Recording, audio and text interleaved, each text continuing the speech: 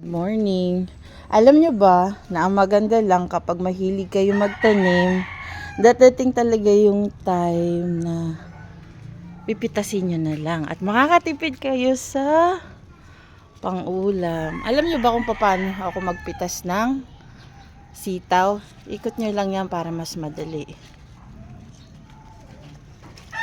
Makikita nyo to.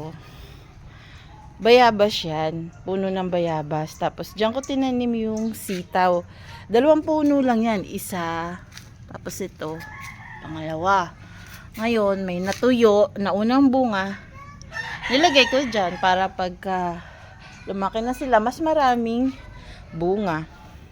2 puno lang yan, pero nakakailang harvest na ako dito. Yan o, kita nyo. Ikot nyo lang yan, mas madali.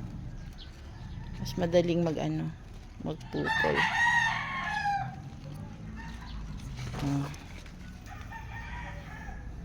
Marami pa yan. Dito lang yan sa loob ng aming bakuran. Mayroon pa doon sa likod. Tapos, meron pa rin akong tanim nito sa kabilang garden ko. Yan o, ikot lang, ikot. Mabilis lang. Yun lang, may ulam na kami ng mama ko.